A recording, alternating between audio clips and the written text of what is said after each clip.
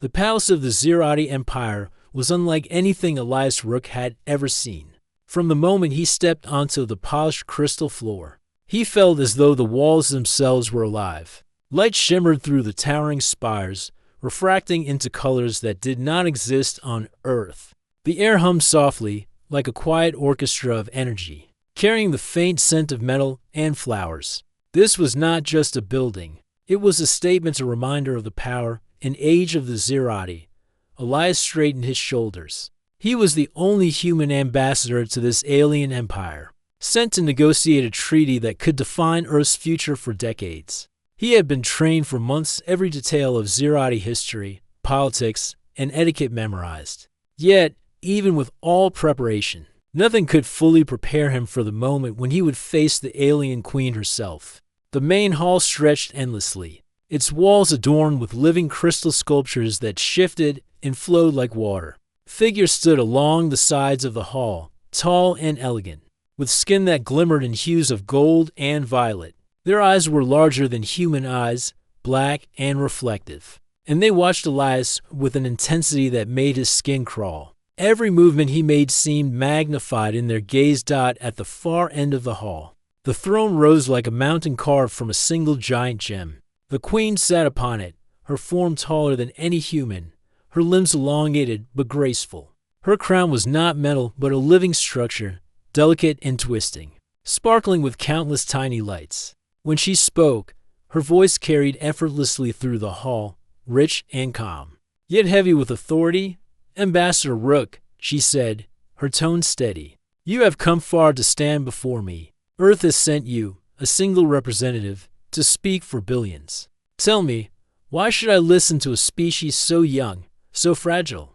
Elias swallowed, feeling the weight of the eyes upon him. He straightened his suit and bowed slightly. "Your Majesty, I come not to demand your attention, but to ask for your understanding. Humans may be young in the galaxy, but we have endured hardships that have shaped us. Our strength is not in our weapons, but in our choices, our resilience, and our ability to work together." The queen tilted her head slightly, studying him. The hall remained silent, the other nobles whispering among themselves in clicks and tones that Elias could barely understand. He felt the silence stretch like a rope around his chest. "Resilience," she repeated, her voice thoughtful, a concept the Zerati respect, yet one we rarely see in others. "Tell me, human, do you believe your species can survive the trials of the galaxy?" Elias took a breath, carefully choosing his words. "Yes, Your Majesty. Humanity has faced extinction more than once, yet we remain. We adapt, we learn, and we endure. That is our nature, and it is why we wish to join the interstellar community, not as subjects, but as partners." A soft murmur ran through the hall. The nobles exchanged glances, and Elias sensed that some were offended, while others seemed curious. He had studied Zerati culture carefully, and he knew that speaking of equality was dangerous. But he could not lie. Humans were not perfect, but they had something rare: determination. Then the queen leaned forward, and everything changed. Her large, reflective eyes focused entirely on him. For a moment, Elias felt as if she was seeing not just him, but all of humanity. "I wish you were my mate, human," she said. The words struck like lightning. The hall fell completely silent. Even the hum of energy seemed to pause, as if the palace itself was holding its breath. Elias froze, unsure whether to respond, unsure what the sentence truly meant. The Zerati did not use language the way humans did. Each word could carry layers of meaning, social implication, and legal consequence. Whispers erupted among the nobles.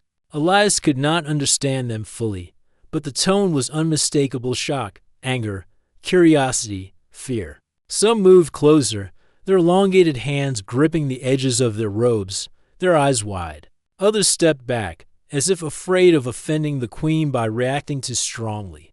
Elias's mind raced. In his training, he had read of the ceremonial mate title among the Zerati. It was not the same as marriage or romance for humans. It meant recognition of value, equality, and shared destiny. But it was a privilege few species ever earned, and the queen had declared it him, personally.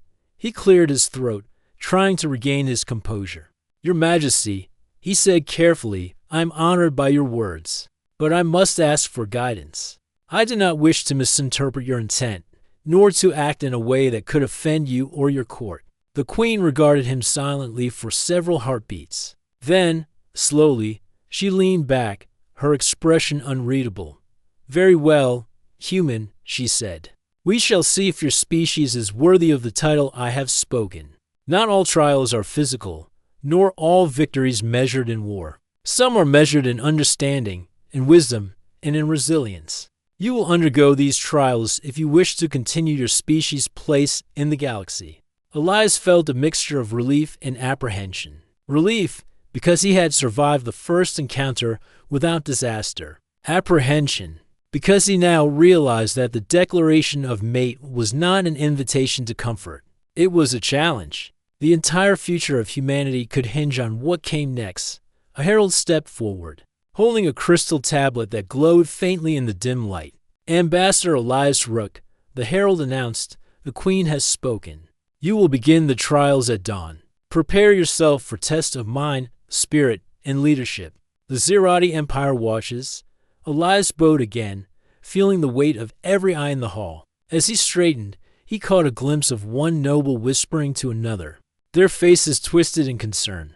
Another looked at him with what seemed almost like curiosity, perhaps even admiration. For the first time, he realized that humans might be underestimated, and that could work in their favor. As he was escorted from the throne room, he glanced back at the queen.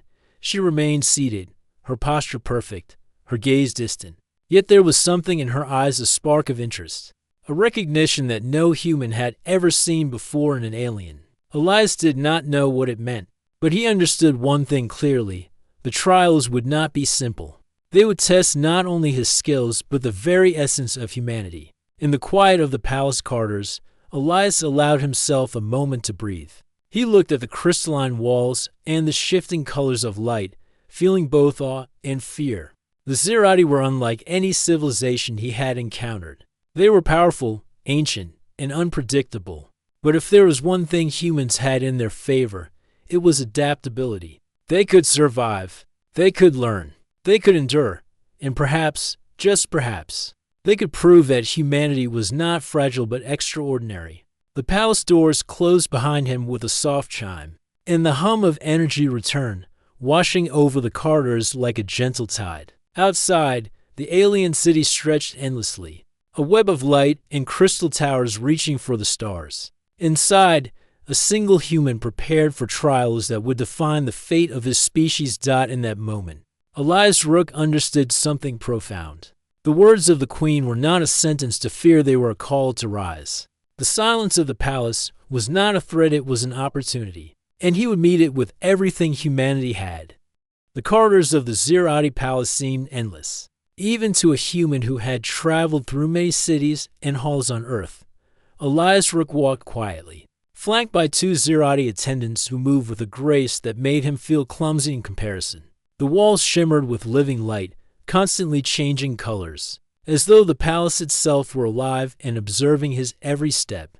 Though the queen's words still echoed in his mind, he tried to focus on the practical task ahead. Trials were not just ceremonial. They were tests of intelligence, morality, and endurance.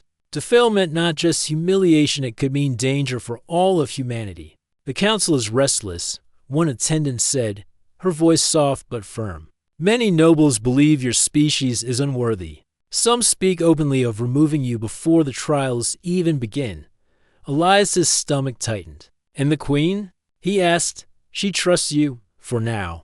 But her trust is not proof of safety. The council has power, and some will use it." Elias nodded. He had expected hostility. After all, humans were unknown quantities. The Zerati had ruled their sector of the galaxy for thousands of cycles, and any species unfamiliar to them was either a tool or a threat. Being underestimated could be a weapon if used wisely, but if misread, it could be fatal. As they entered a smaller chamber, a group of nobles had already gathered. Their faces were sharp and angular, their eyes black pools reflecting curiosity, suspicion, and disdain. One stepped forward, a a tall Zerati with skin like polished bronze. "You are the human the Queen spoke of?" he said, his voice echoing slightly. "We have seen your species before in distant reports, but never up close. Tell us, why should the Zerati Empire care about humans at all?" Elias held his ground. He had prepared for questions like this, and he spoke slowly, clearly. "Your empire has always valued strength and wisdom. Humans may be young, but we have survived disasters that would have ended older civilizations. We learn quickly, adapt, and cooperate. That is why Earth asks not for power over others, but for partnership. You do not need to protect us, we only seek to stand beside you." A few nobles whispered to each other, clicking in their language. Elias did not understand the words, but the tone was unmistakable. They were unsettled. "Partnership?" Another noble demanded, his voice sharp and accusing. "Do you know what that word means in the context of the Zerati? The Queen's title of mate is not a suggestion. It is a bond that can challenge the law of our empire. By accepting it, your species would claim rights that no human has the authority to hold." Elias realized he had stepped into a storm of politics he barely understood. He raised his hand slightly, showing respect. "I do not claim anything. I am only here to represent my people and to understand your customs fully. Humans are honest about our intentions. We do not take what we cannot earn." The nobles exchanged looks again. Some leaned forward, others pulled back. Their culture seemed built on hierarchy and status. Yet Elias sensed that his calm honesty disturbed them more than any weapon could. The bronze-skinned noble's eyes narrowed. "Many among us believe your species is too fragile, too unpredictable. You are short-lived compared to the Zerati. How can you possibly endure trials meant to shape the future of an empire?" Elias thought for a moment. He could have spoken of human technology, of space travel, of scientific achievements, but that would only appeal to the wrong instincts. The trials would not be about machines. They would be about character. "We endure because we try," he said finally. "Even when failure seems certain, we continue. Even when the world seems against us, we work together. That is how humans survive. Not because we are the strongest, but because we refuse to give up," a few nobles muttered, some sounding almost impressed. Others, Elias could tell, were preparing arguments against him. It was clear. Not all would be satisfied by words alone. Just then, the Queen's voice echoed from the hall above. "Enough," she commanded, and the sound carried like rolling thunder. The room fell silent immediately. Even the murmurs of the attendants faded. "She speaks," the bronze-skinned noble whispered. Almost reverently, the Queen's image appeared in a holographic projection above the chamber. She looked down at the nobles and then at Elias. "Your debates are interesting," she said. "But the human is not here for approval. He is here for trials. Those who object must remember that the empire itself is not fragile, nor is it eternal. Change comes, willingly or otherwise." The words struck like lightning. The chamber fell silent again, the nobles staring at one another, unsure how to respond. Some glanced at Elias with what seemed like doubt, others with fear. Even among centuries-old leaders, the human presence disrupted their sense of control. Elias felt a surge of confidence. Humans were small in number, young in age, and fragile by Zerati standards, but he had a gift they could not fully understand. The courage to stand firm in uncertainty. The Queen continued, her tone calm but firm. "The trial of worth will begin at dawn. The human will face tests of intellect, morality, and leadership. These trials are not punishments, they are opportunities. Those who oppose him now will have a chance to observe and learn. The empire changes with knowledge, not with fear alone."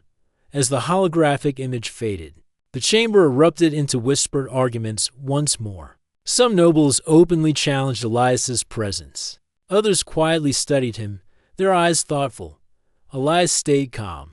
He understood something important. In this court, appearance mattered as much as truth. He did not need to win the favor of everyone only to survive the trial and prove that humans could be trusted. One noble, younger than the others, stepped forward.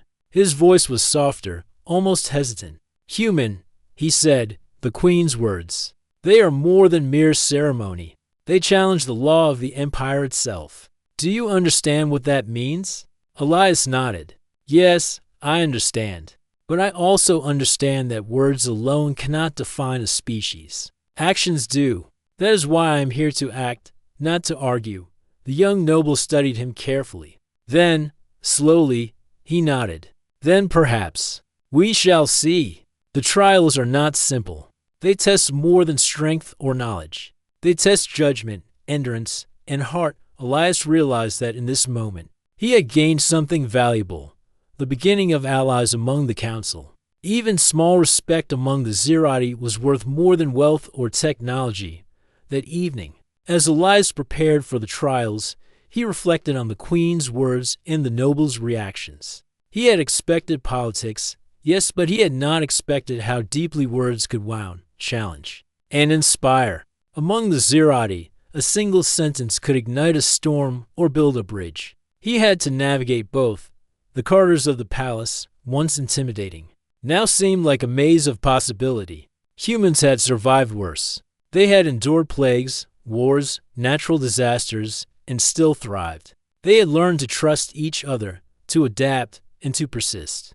Elias understood that the trials ahead would demand all of that and more. He spent the night reviewing what he knew of Zerati culture. Every movement, every word, every gesture could matter. He practiced bowing, speaking clearly, and responding thoughtfully. Though exhaustion tugged at his body, his mind remained alert. Sleep would come later. The trials required preparation of spirit as well as body. Before dawn, Elias stepped into the palace courtyard, where the first trial would begin. The courtyard was immense, open to the sky, and filled with alien symbols that glowed faintly in the early light. Nobles lined the edges, their eyes trained on him, their expressions unreadable. He took a deep breath. The queen's words returned to him.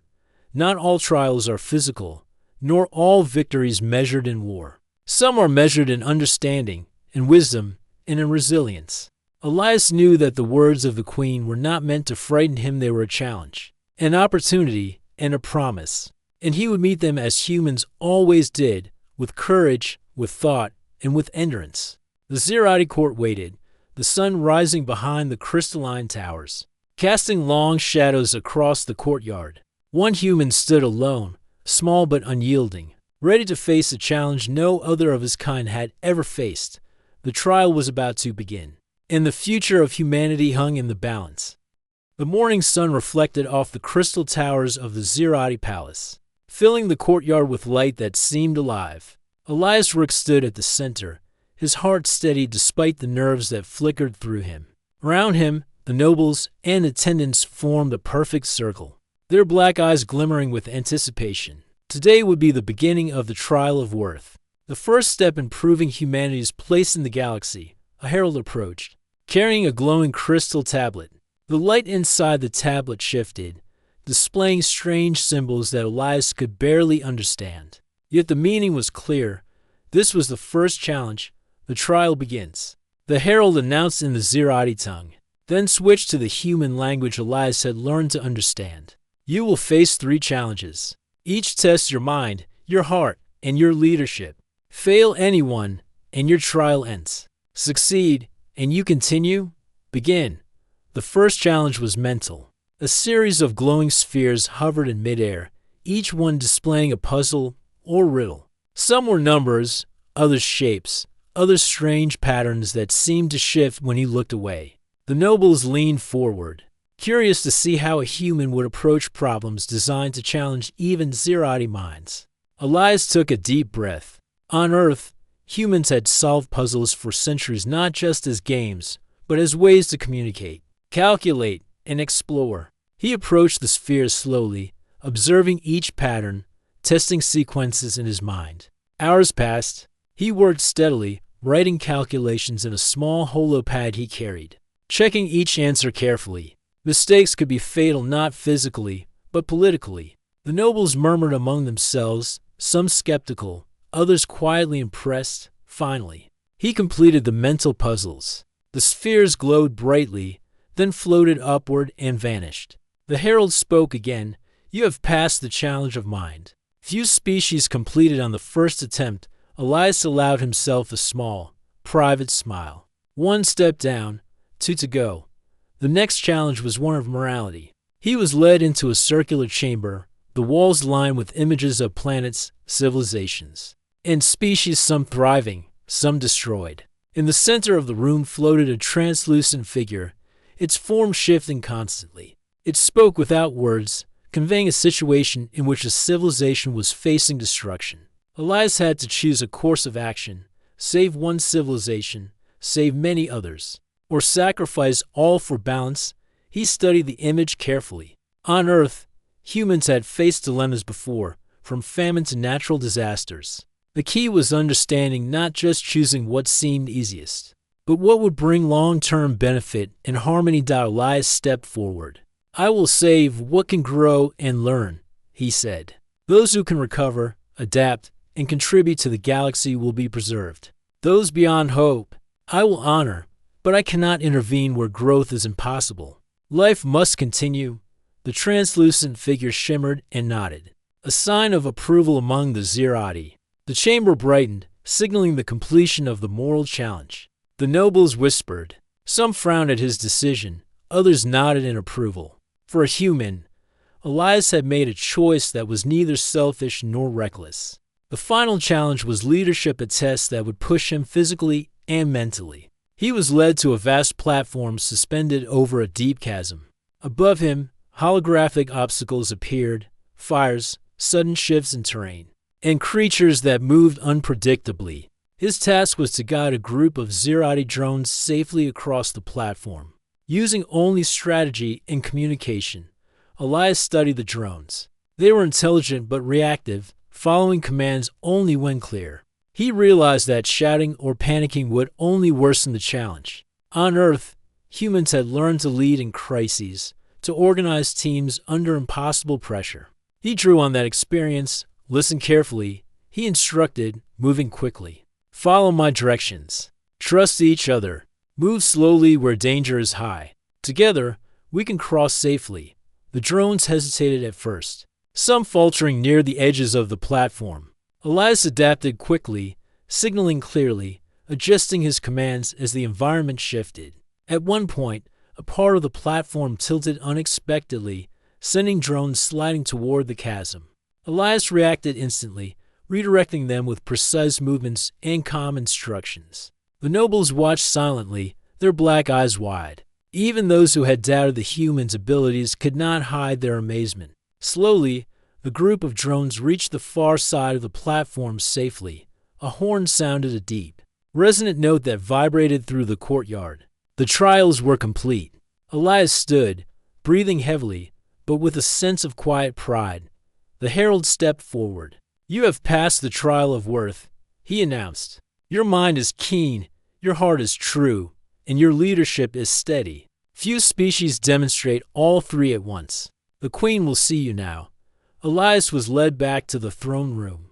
The Queen waited, seated with her perfect posture, her eyes reflecting the glow of the crystal throne.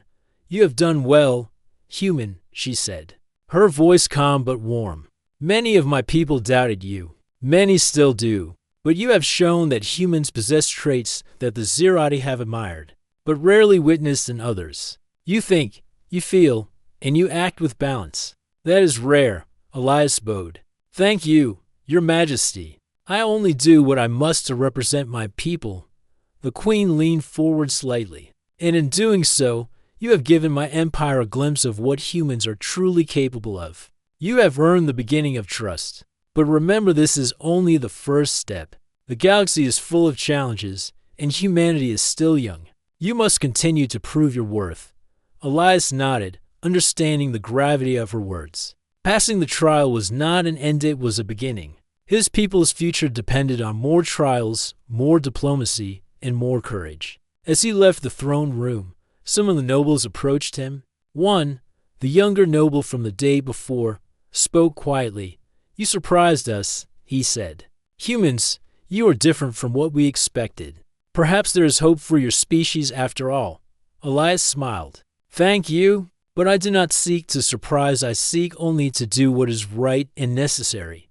Another noble, older and more skeptical, stepped forward. "Do not think your success here guarantees safety. Politics is as dangerous as any trial. Some of my colleagues may still act against you. Stay vigilant. Elias nodded, acknowledging the warning. He had learned that in the Zerati court, respect had to be maintained through constant awareness, not just through courage or intelligence. That night, as he walked through the palace gardens, he reflected on the day's events.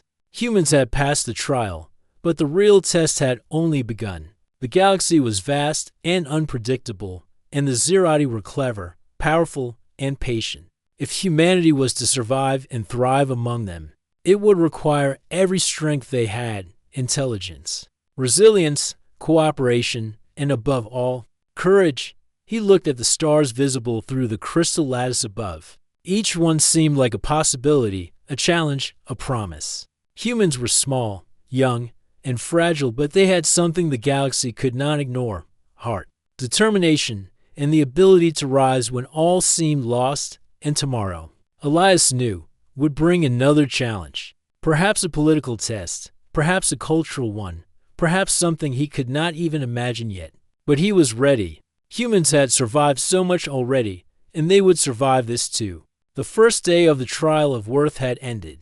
Elias Rook had proven that humans could think clearly, act wisely, and lead when needed. The Zerati court had witnessed a small but powerful truth: even a young, fragile species could change the course of history when guided by courage, ethics, and intelligence. As he settled into the guest chamber, Elias allowed himself a moment of quiet pride. He was far from home, surrounded by a civilization older and stronger than Earth, and yet, for the first time, he felt that humans had a chance to be more than observers in the galaxy.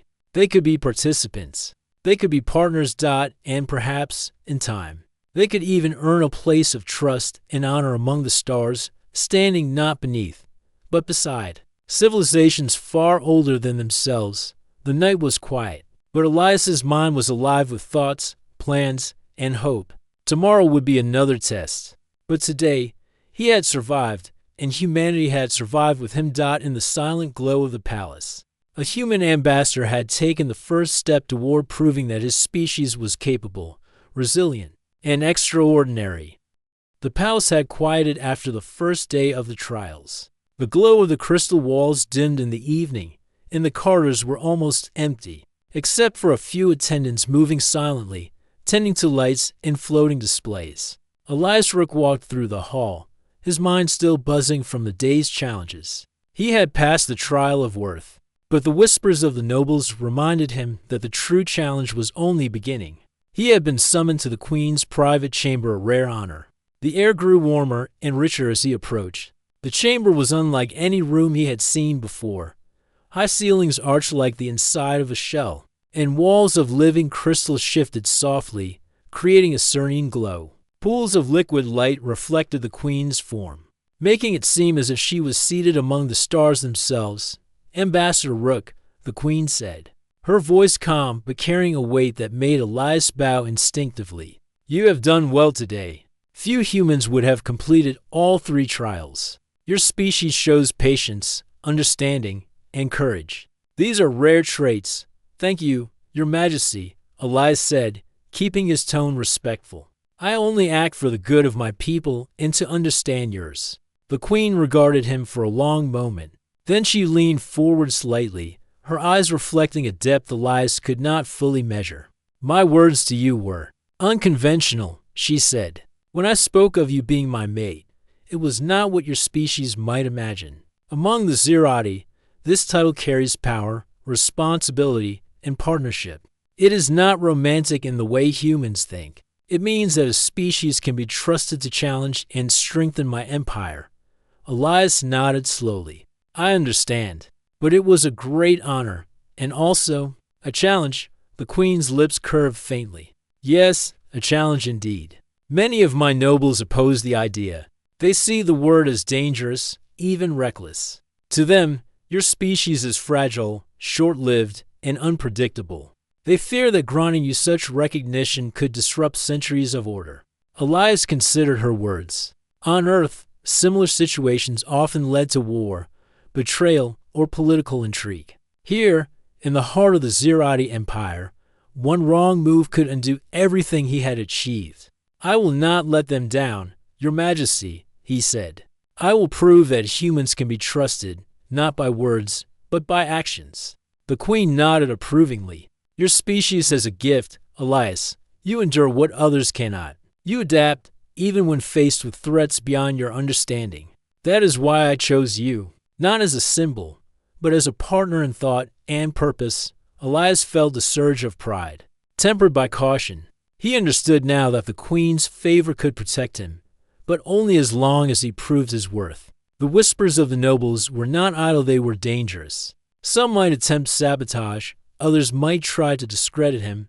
"Tomorrow," the queen continued, "you will face a different trial. It is not one of puzzles or moral dilemmas. It is a trial of diplomacy, strategy, and resilience. The council will observe your actions closely. Some will challenge you, some will test your patience. Remember, humans have a unique strength. We can learn, adapt, and endure. Use that wisely." Elias took a deep breath. "I will, Your Majesty. I will act with integrity, and I will represent Earth faithfully." The queen's gaze softened for a moment, and Elias noticed a subtle weariness in her posture. Despite her power, there was a burden she carried, a weight that few could imagine. "Elias," she said quietly, "you must understand the true burden of my position.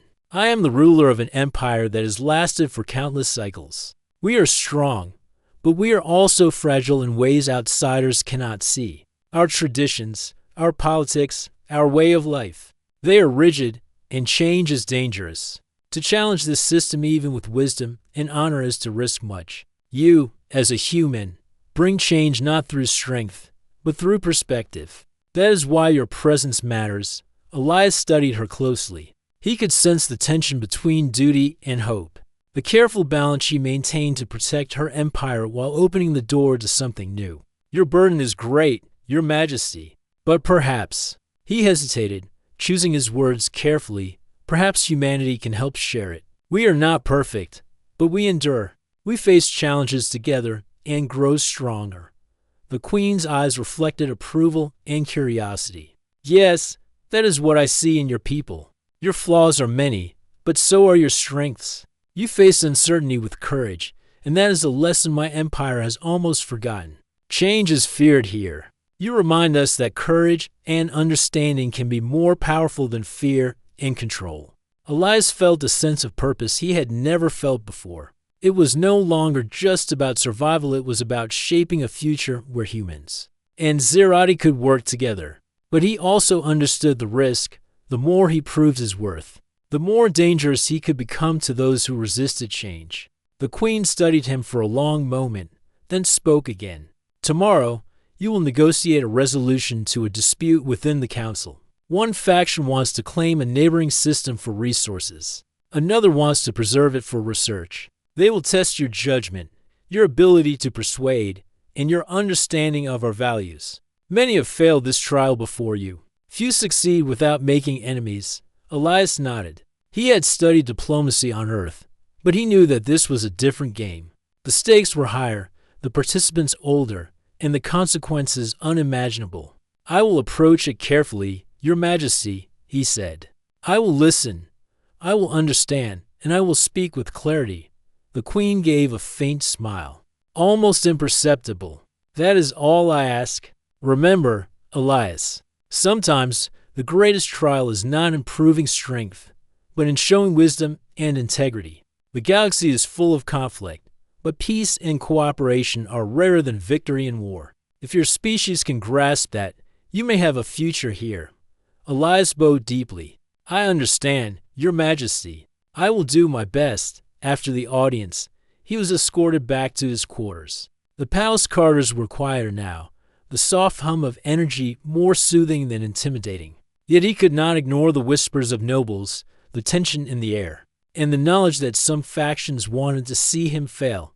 He walked through the gardens, watching alien flowers glow softly in the moonlight. Humans had faced threats before: wars, natural disasters, political betrayals. Each time, they had survived by adapting, by learning, and by standing together. He realized that the same principles could apply here. even in the alien court of the Zerati. As he thought, a young noble approached one who had shown curiosity rather than suspicion the day before. "Human," the noble said quietly, "the Queen trusts you, but do not be naive. Some of my colleagues are patient and clever. They may attempt to undermine you during tomorrow's trial. Be cautious." Elias nodded. "I understand, but I will act with integrity, not fear. That is the way humans endure." The young noble studied him for a moment, then nodded. "Perhaps that is why the Queen chose you. Humans are unpredictable, but in ways that can be valuable." Elias smiled faintly. He could see it clearly now. His presence alone was a disruption, a challenge to centuries of tradition. But disruption could bring growth. Change could bring opportunity. That night, as he prepared for sleep, Elias reflected on the Queen's words. She carried the weight of an entire empire, balancing power, tradition, and the desire for progress. Her declaration of him as her mate had been a test, a recognition, and a responsibility. Humans had been chosen not because they were perfect, but because they had the potential to endure, adapt, and inspire. Elias felt a renewed sense of purpose. The trials were not over, the council's opposition remained, and the challenges of diplomacy loomed large. But he had learned an important truth. Humanity's greatest strength was not its technology, its numbers, or even its intelligence. It was its courage, adaptability, and the ability to act with integrity in the face of uncertainty. As he closed his eyes, the crystal walls of the palace shimmered softly around him. The Zerati Empire was vast, ancient, and powerful. Yet tomorrow, a single human would step into the heart of its politics, carrying not weapons, but wisdom, empathy, and determination. And perhaps, if he succeeded, humanity would not just survive in the galaxy, it would help shape it. Elias fell asleep with that thought in mind, ready for whatever challenges the next day would bring. The palace courtyard was filled with tension that morning. The Zerati Council had convened in full, their tall, glimmering forms lined along the edges of the crystal platform. Holographic projections floated above, showing disputed systems, resource maps, and reports of alien civilizations. Every noble's eyes were fixed on the human ambassador, Elias Rook. Today would not be a trial of puzzles or physical challenges, it would be a test of diplomacy, judgment, and courage.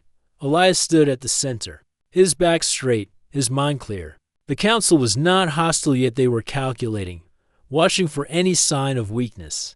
He could feel the weight of centuries-old traditions pressing down on him. The future of Earth and its people depended on what he did in the next few hours. The Queen entered quietly, her presence commanding respect even without words. She seated herself on a high platform, her eyes never leaving Elias.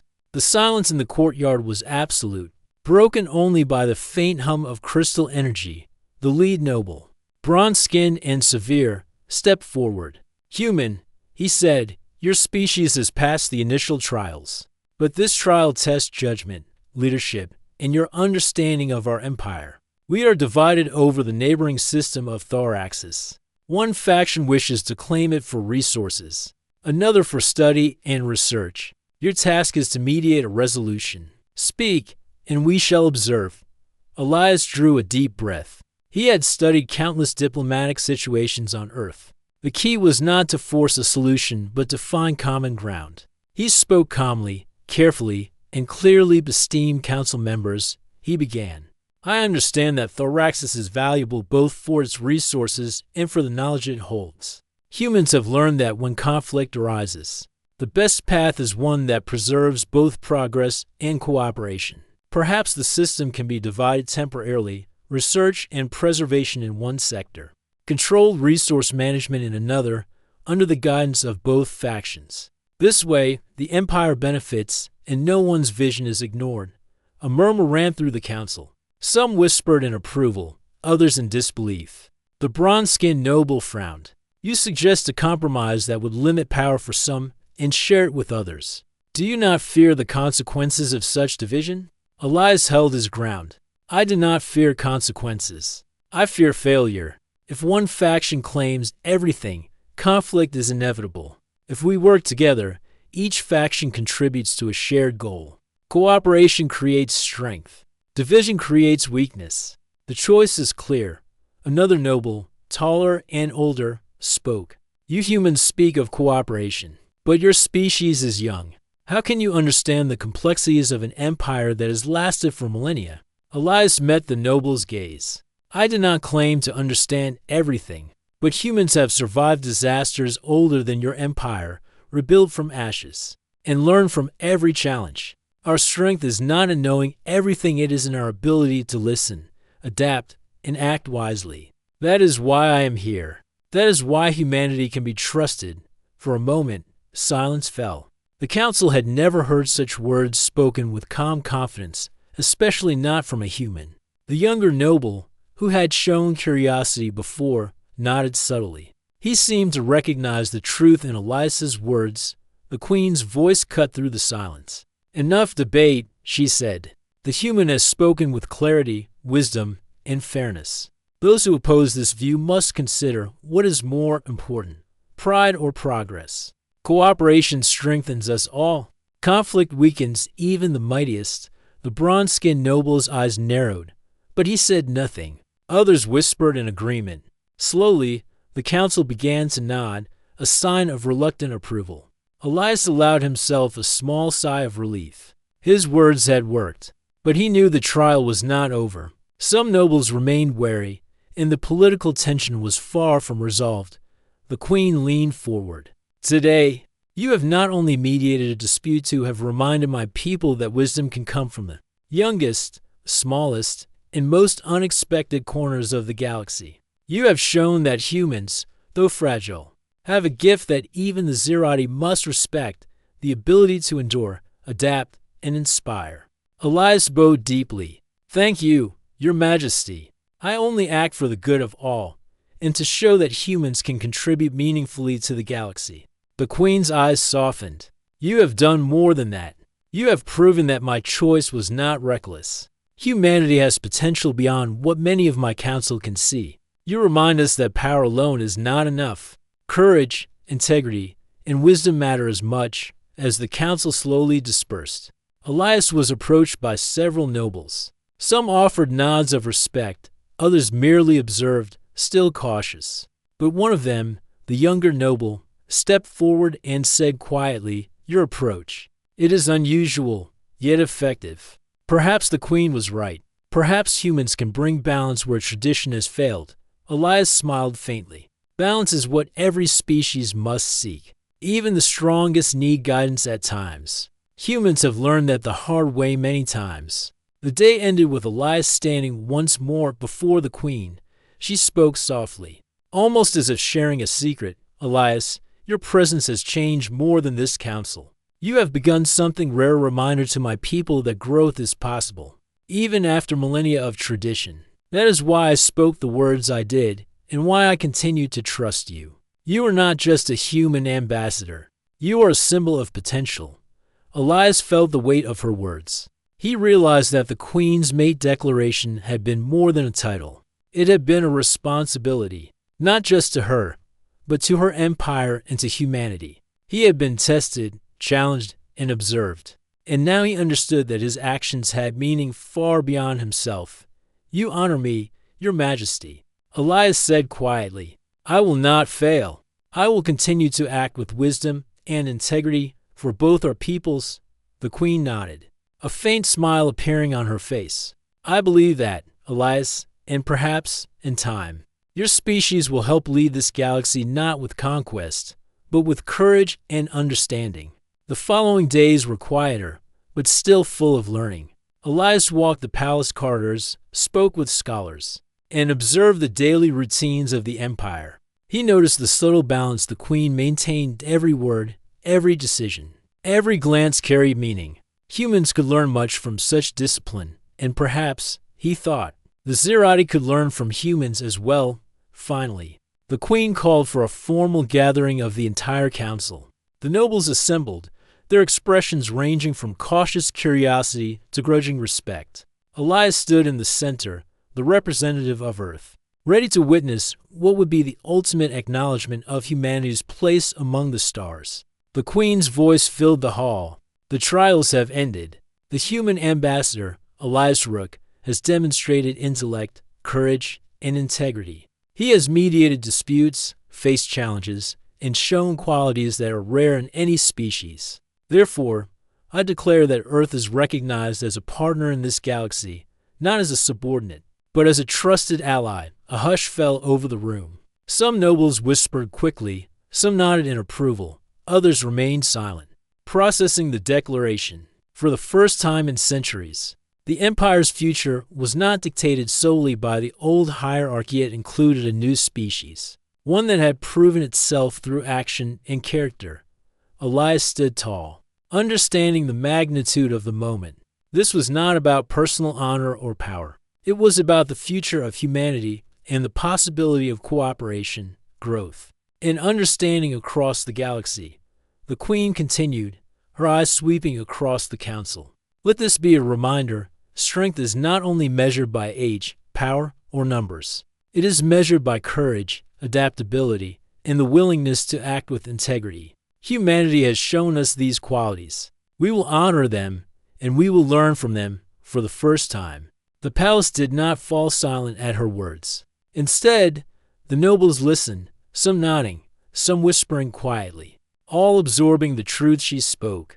A single human had altered the balance of an ancient empire, not with force, but with courage, wisdom, and steadfast character. Elias looked at the Queen and bowed. "Thank you, Your Majesty. I will continue to serve with honor and to represent humanity faithfully." The Queen smiled faintly. "I have no doubt. The future is not written, Elias, but today, humanity has taken its place among the stars. Let us see where this path leads." Outside the palace, the city of the Xerati sparkled under the light of distant stars.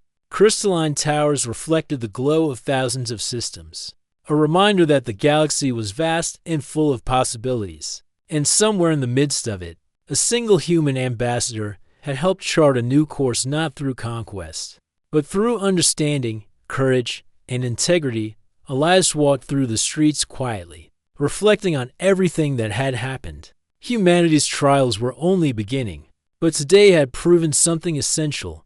Humans could endure, adapt, and inspire. They could stand beside the oldest and most powerful civilizations in the galaxy, not as servants, but as partners. And as he looked up at the stars, he knew that Earth's place in the cosmos was no longer uncertain. It had been earned not through strength alone, but through the very qualities that made humans unique. The galaxy was vast, full of unknown challenges and full of opportunity. And for the first time, humanity had a seat at the table, a chance to shape the future, not as observers, but as participants.